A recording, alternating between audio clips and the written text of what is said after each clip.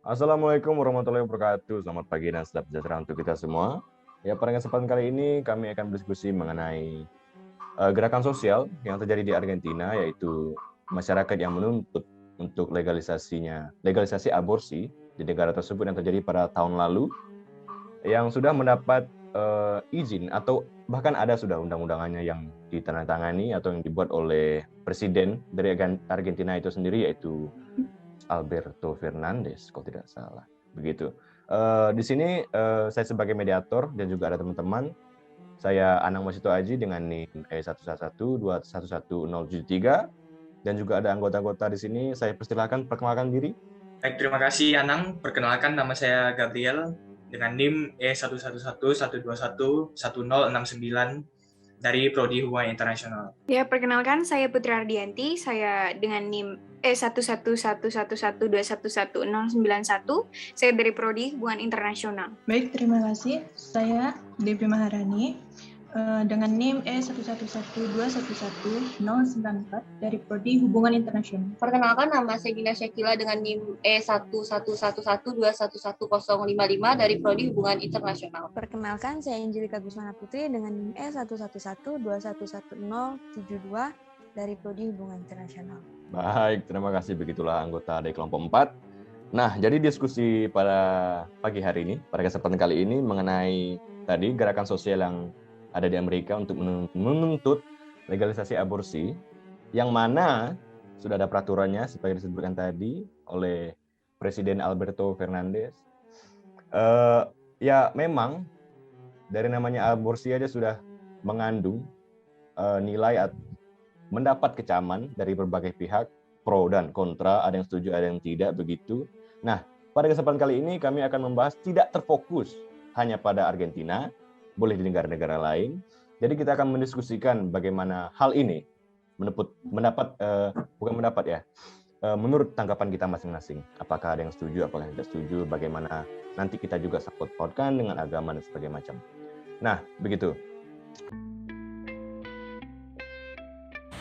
Negara terbesar di Amerika Latin atau negara asal paus Argentina telah melegalkan aborsi sesuai dengan perundang-undangan.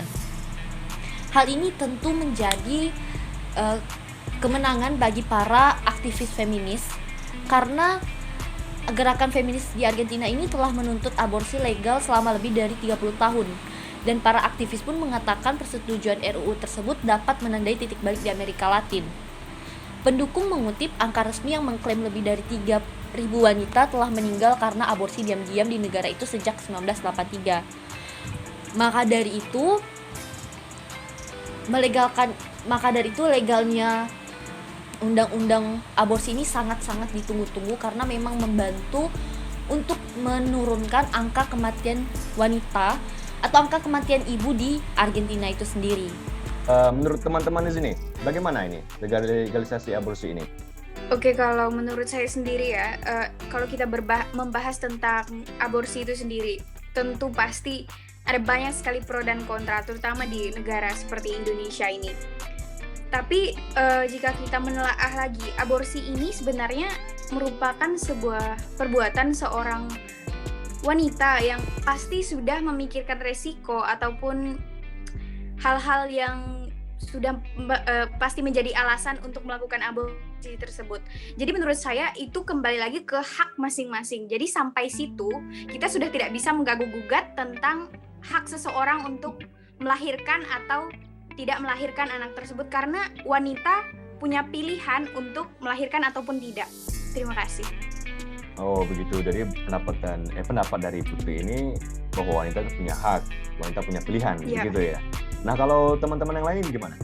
Kalau saya pribadi sih saya setuju ya sama pendapat yang sudah dikemukakan sama Putri tadi, karena tidak hanya mengenai hak yang dimiliki wanita tentang tubuhnya sendiri, tapi aborsi ini juga bisa dilakukan karena alasan kesehatan, seperti janinnya yang tidak berkembang dengan baik dalam rahim sang ibu, atau juga janinnya sudah meninggal lebih dahulu dari dalam kandungan.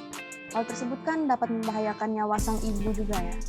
Jadi akan lebih baik jika janinnya diaborsi.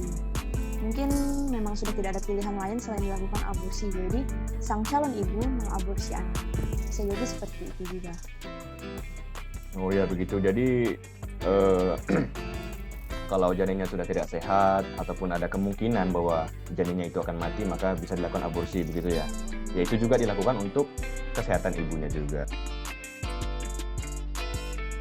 Tujuan dari dilakukannya gerakan sosial abortion is not a crime ini sendiri memiliki beberapa tujuan antara lain. Yang pertama adalah untuk menentang dicapnya seorang wanita yang melakukan aborsi sebagai seorang yang dianggap kriminalitas. Karena selama ini seperti yang kita lihat di sekitar kita sendiri, aborsi selalu berakhir dengan pihak perempuan yang disalahkan dan kemudian pihak perempuan tersebut akan dicap sebagai penjahat atau seorang kriminal yang membunuh janinnya sendiri. Tujuannya yang kedua adalah untuk menekan terjadinya overpopulasi atau terjadinya tingkat populasi yang terlalu tinggi. Yang ketiga adalah hak yang dimiliki seorang wanita akan tubuhnya, entah ia ingin melahirkan janinnya tersebut atau tidak, dengan alasan my body my choice. Dan yang keempat adalah untuk mengurangi tingkat kemiskinan. Dan strategi yang digunakan oleh kaum yang melaksanakan gerakan sosial ini sendiri ada 3. Yang pertama yaitu dilakukan pemungutan suara oleh Senat, yang kedua melakukan demonstrasi, dan yang ketiga adalah menerapkan UU aborsi di Argentina dan juga negara-negara lain yang melegalkan dilakukannya aborsi ini. Kita pun juga hidup di negara yang dimana agama itu merupakan hal yang sangat diagung-agungkan, bisa dibilang gitu ya. Kita nih hidup di negara yang sangat kuat akan agama gitu kan, apalagi lebih dari satu agama gitu kan. Nah, menurut teman-teman ini, kalau legalisasi aborsi ini ya, tidak harus di Argentina, menurut teman-teman sendiri, legalisasi aborsi ini kalau disangkut pautkan dengan agama, bagaimana menurut pendapat teman-teman? Baik, anak saya izin ya menjawabnya. Kalau aborsi menurut pandangan perspektif di hukum Islam, itu berdasarkan dari info Ketua Forum Komunikasi Dai Muda Indonesia atau FKDMI Jakarta Timur, Ustadz Asroni Alparoya mengatakan, melakukan aborsi adalah tindakan kriminal dan hukumnya dosa besar dalam Islam. Sebagaimana dalam firman Allah SWT di dalam Quran Surah Al-Isra ayat 31, yang artinya, dan janganlah kamu membunuh anak-anakmu karena takut melarat. Kamilah yang memberi rezeki kepada mereka dan juga sejatinya membunuh mereka adalah dosa besar. Namun dalam pandangan mazhab Hanafi, aborsi hanya diperbolehkan sebelum 4 bulan usia kandungan. Akan tetapi bukan berarti pengguguran tersebut tidak mengakibatkan dosa. Dosa tidak sebesar dosa membunuh manusia. Alasan yang mungkin bisa diterima antara lain apabila sang ibu merasa tidak kuat melahirkan, baik karena alasan sakit atau lainnya. Terima kasih. Oh begitu ya, jadi ada kalau dilihat dari perspektif agama Islam itu sama dengan kriminal ya, sama dengan membunuh gitu ya. Oh ya begitu. Kalau dari ini sisi lainnya, sisi Nasrani, Kristen, bagaimana? Baik, terima kasih kepada Anang. Kalau untuk di agama Kristen sendiri tidak beda jauh dengan agama Islam ya. Di Alkitab memang tidak dijelaskan masalah aborsi ini, tapi ada satu ayat yang mengatakan bahwa sebelum aku membentuk engkau dalam rahim ibumu, aku telah mengenal engkau, dan sebelum engkau keluar dari kandungan, aku telah menguduskan engkau, aku telah menetapkan engkau menjadi nabi bagi bangsa-bangsa. Ayat ini ada di Yeremia 1 ayat 5. Nah di sini kita lihat kata yaitu sebelum engkau keluar dari kandungan, aku telah menguduskan engkau. Nah di sini artinya janin itu sebelum dia keluar atau dilahirkan itu sudah menjadi manusia yang telah diciptakan oleh Tuhan. Kalau kita melakukan aborsi ini sama saja dengan membunuh. Nah ini juga berkaitan dengan 10 perintah Allah, yaitu perintah kelima yang berbunyi jangan membunuh. Kemudian ada 3 hal larangan aborsi dalam Kristen. Yang pertama ini aborsi berarti menolak keadilan Tuhan. Dalam Alkitab dijelaskan jika anak yang berada di dalam rahim merupakan manusia sesungguhnya yang juga memiliki hubungan dengan Allah Sang Pencipta. Dan Alkitab tertulis jika pembunuhan orang yang tidak bersalah adalah perbuatan yang dikutuk. Kemudian yang kedua, aborsi merupakan perbuatan terkutuk dalam Alkitab. Dalam Alkitab dikatakan jika nyawa dari seorang bayi ataupun calon bayi mempunyai nilai yang setara dengan manusia dewasa. Kemudian yang ketiga, aborsi adalah tindakan dosa.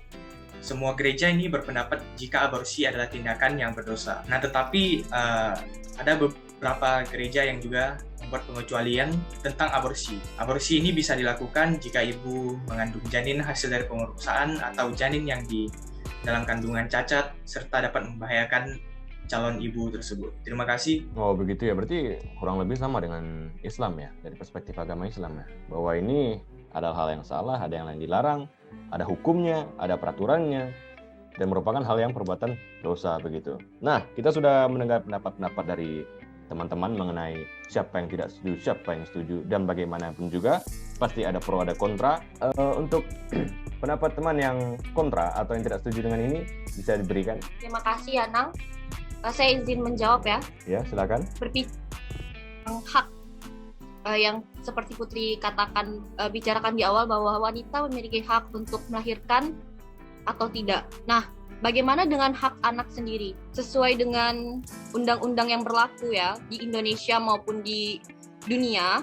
Nah, di Indonesia sendiri anak itu punya peraturan khusus, yaitu Undang-Undang Perlindungan Anak yang tertera dalam Undang-Undang Nomor 23 Tahun 2002 yang kemudian direvisi menjadi Undang-Undang Nomor 35 Tahun 2014. Nah, di situ sangat jelas dikatakan hak dan kewajiban. Nah, hak anak itu banyak sekali, dari mendapatkan identitas, perlindungan, segala macam. Nah, tapi ada 4 hak yang harus benar, yaitu hak hidup, hak perlindungan, hak tumbuh kembang, dan hak partisipasi.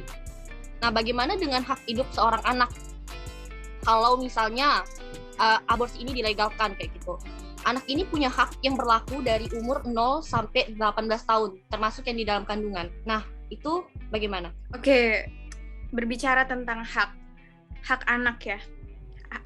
Gina berpendapat bahwa anak tersebut punya hak untuk hidup. Ya, tentu saja semua orang punya hak untuk hidup. Tapi jika kita lihat lagi, anak tersebut juga punya hak untuk hidup yang layak. Dan jika kita berbicara tentang hak, pasti ada kewajiban. Orang tua itu punya kewajiban untuk memberikan hidup yang layak bagi anaknya. Tapi bagaimana jika anak tersebut bahkan tidak diinginkan begitu, misalnya dalam keluarga atau apapun lah, bisa tidak diinginkan oleh keluarga tersebut, bagaimana anak tersebut bisa mendapatkan hak hidup yang layak dari orang tuanya? Ada yang menambahkan lagi? Dan kalaupun undang pun aborsi ini boleh dilakukan karena kesehatan, masalah kesehatan gitu kan, entah ibu atau bayinya. Itu pun boleh dilakukan jika kehamilannya belum sampai 6 minggu. Nah, lalu jika kita membahas mengenai apakah tuntutan ini merupakan sebuah isu publik, ya tentu saja tuntutan legalisasi aborsi ini di Argentina ini merupakan sebuah isu publik di mana wanita ingin menyetarakan hak atau gender equality yang ada di dunia, karena wanita merasa selama ini mereka tidak mendapatkan hak-haknya untuk memilih atau suara mereka tidak didengar. Nah, jadi pada pergerakan sosial ini maka mereka meluapkan segala bentuk keluhan mereka dan berharap bahwa aborsi ini dapat dilegalkan di negara mereka. Tentang apa? Menekankan populasi ya. Kenapa tidak menggunakan cara yang lain kayak gitu? Ambillah contoh kayak di Indonesia sendiri lah ya, kita ada KB kayak gitu. Mbak Gina dari tadi bahasnya kenapa tidak. Masalahnya ini anaknya sudah ada di dalam kandungan, bukan ya. Kalau masalah KB dan lain-lain itu kan untuk mencegah ya, itu ya banyak juga kok orang-orang yang melakukan KB untuk menekan pertumbuhan, tapi masalahnya ini kan yang kita bicarakan aborsinya ya, gitu. Jadi ini juga pendapat masing-masing ya, jadi subjektif. Tidak harus ditangkap langsung bahwa ini benar. Demikian, video ini dibuat untuk memenuhi tugas ulangan akhir semester Ilmu Pengantar Politik tahun 2021, semester 1. Kalau ada salah ucap, salah kata, bagaimanapun juga, kami minta maaf, kami ucapkan terima kasih. Terima kasih.